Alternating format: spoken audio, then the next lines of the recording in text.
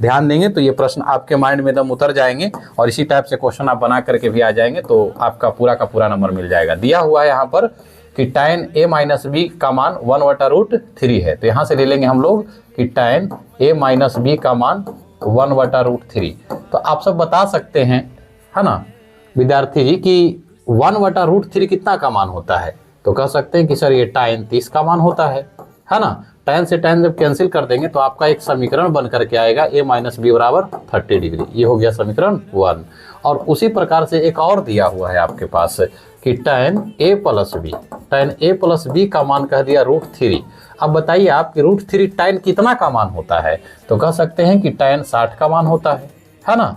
tan 60 का मान होता है। tan से tan कैंसिल कर देंगे तो ये समीकरण बन करके आ जाएगा a प्लस बी बराबर 60 डिग्री। ये हो गया समीकरण 2। अब समीकरण 1 और 2 को हल कर लीजिए। विलोपन विधि तो आप जानते ही होंगे, 1 तथा 2 से, या 1 + 2 कर देते हैं। 1 + 2 करने पर जोड़ा जा रहा है तो a माइनस बी बराबर 30 और a प्लस बी बराबर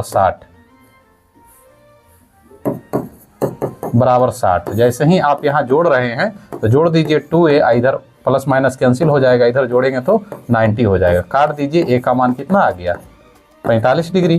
अब a का मान आप किसी भी समीकरण में रखिए तो b का मान आसानी से आ जाएगा किसी भी समीकरण में। जैसे मान लेते हैं कि a का मान यहाँ रख दिए तो इसे इधर ले जाएंगे तो माइनस में हो जाएगा, माइनस से माइनस काटेंगे, b का मान 15 डिग्री। या a का मान आप यहाँ रख देंगे 45 इधर ले जाके घटाएंगे तो 60 में से 45 जाएगा तो 15 डिग्री आएगा। तो ये रहा है आपका फाइनल आंसर।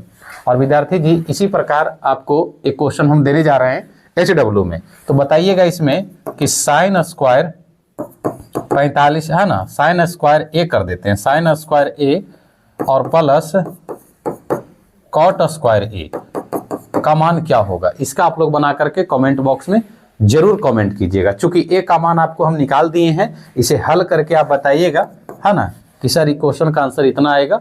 ठीक है, तो उनका नाम हम अगले क्लास में जरूर लेंगे। धन्यवाद।